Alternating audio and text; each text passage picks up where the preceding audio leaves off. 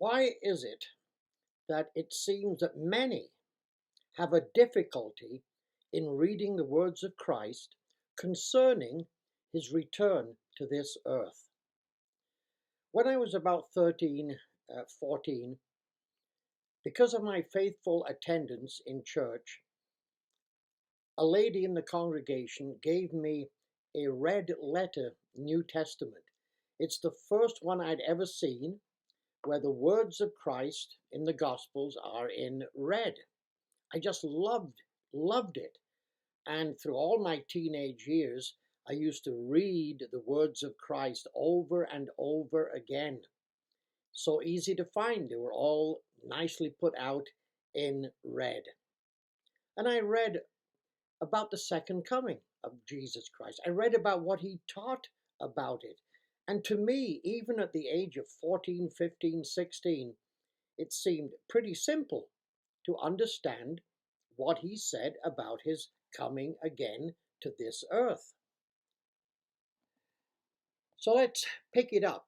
Let's try again with a video or two and try to make this plain for people, because it is plain. It is simple to understand if you just believe the words of Christ. Matthew 24. And Jesus went out and his disciples, and they were looking at the temple, verse 2. And Jesus said to them, "You see all these things there? Well, I tell you, there shall not be one stone left upon another that shall not be brought down." And as he sat there, the disciples came to him kind of privately, without other people around, and they said, "Tell us, when shall these things be? And what shall be the sign of your coming and of the end of this age?" Jesus answered and said unto them, "Take heed, for many deceivers will come to deceive you. For many shall come in my name, saying that I am the Christ, that Jesus is the Christ, but they shall deceive many. And you shall hear of wars and rumors of wars. See that you be not troubled, for all these things must come to pass, but the end is not yet. For nation shall rise against nation, and kingdom against kingdom, and there shall be famines and pestilences. Oh, we're going through a pestilence right now with the COVID-19 in this year of 2020. We are certainly feeling a pestilence, and there will be earthquakes in different places. Jesus said these are the beginning of sorrows. Then notice what he said. These words have been here for 2,000 years. I read them as a child of 13, 14, 15, 16 through my teenage years. They've been here all the time. Verse 9. Then shall they deliver you up, you. He's talking to his disciples.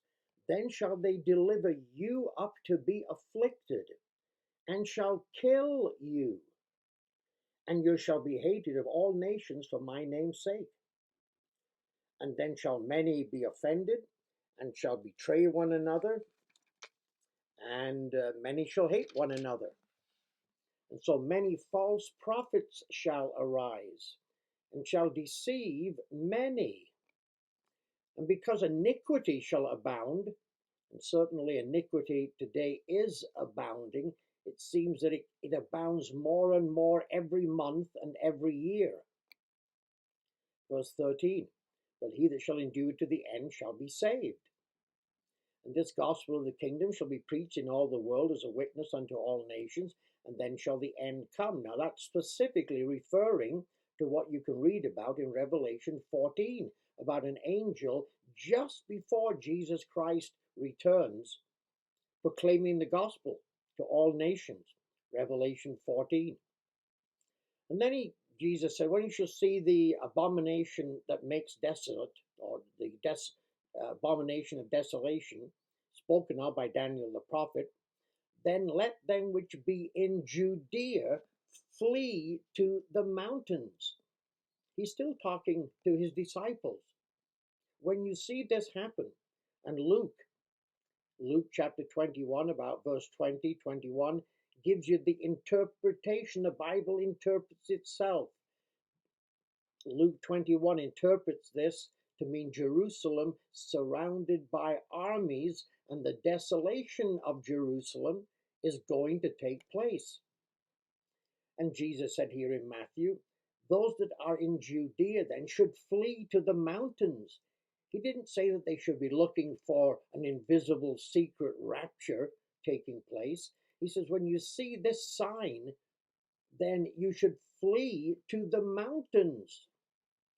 And don't waste any time. Look at verse 17 and 18. If you're in the field, don't come back for your clothes. If you're up on the housetop, you better just get off to the mountains right away. Woe unto them, he said, in that day, verse 19, that are with child, and to them that are giving suck in those days, breastfeeding their babies. It's not going to be easy to flee when you've got little babies to look after and little children. Verse 20, pray that your flight be not in the winter, neither on the Sabbath day. Now, if you are going to be saved by some kind of secret rapture taking you off to heaven while the great tribulation takes place, you wouldn't have to worry about the winter, or you wouldn't have to be concerned about the Sabbath day. This shows this fleeing is not to heaven by something secret. It is fleeing away from Jerusalem and Judea, getting to the mountains, getting out of there. Verse 21, for then shall be great tribulation, such as was not since the beginning of the world to that time, no, nor ever shall be. And except those days are shortened, no flesh shall be saved. But for the elect's sake, those days will be shortened. Then if any man shall say unto you, lo, here is Christ, or, don't believe it. For there shall arise false Christs and false prophets, and shall show great signs and wonders, inasmuch that if it were possible, even would deceive the elect. Now that you can tie in with 2 Thessalonians chapter 2, verses 1 to 12, and you can tie it in with the false prophet of the book of Revelation. Somebody's going to come along, and he's going to be able to do great signs and wonders, so that if it was even possible, should deceive the very elect. Now, it won't be possible, but it's going to be close enough. The deception will be so great that if it was possible, even the elect would be deceived. Verse 26, people might say, oh, Christ is over here, or he's over there, or he's going to come any second in an invisible secret rapture. Jesus said, don't believe them. Now, when I was a kid reading these verses, a teenager, a so-called secret rapture I'd never even heard of. Never even heard of. So it wasn't in my mind that anything kind of invisible and secret was going to happen. I had absolutely no thought in my mind about a two-phased second coming of Christ. All that's taught here in the Gospels and that's taught by Jesus is one coming. We'll read on.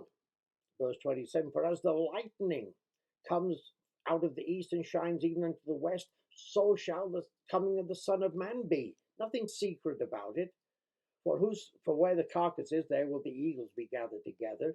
And it simply means that when Christ comes, we are going to be gathered together with him, as you read on here.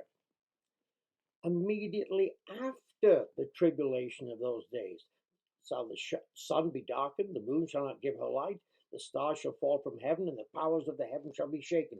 Great signs in the heavens like this world has never ever seen before.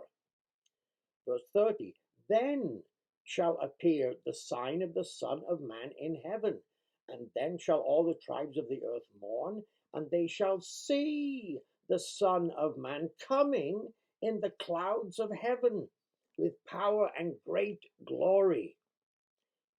Now notice what happens at the coming of Christ in power and glory, being seen. He shall send his angels with a great sound of a trumpet, and they shall gather together his elect from the four winds, from one end of heaven to the other. Now learn the parable of the fig tree. When his branch is yet tender, puts forth figs, you know that the summer is nigh. So likewise you, when you shall see all these things, know that it is near, even at the doors. The 1, 2, 3 things that he gave here. A persecution of his true people, a great tribulation such as never has been before and never will be again. Heavenly signs like as never been before and never will be again.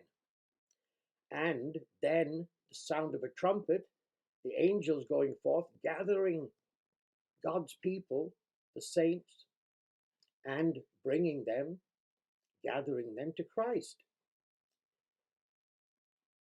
Verse 36, but of that day and hour no man knows, not even the angels, but only the Father. And as the days of Noah were, so shall also the coming of Son of Man be. They were eating, drinking, marrying.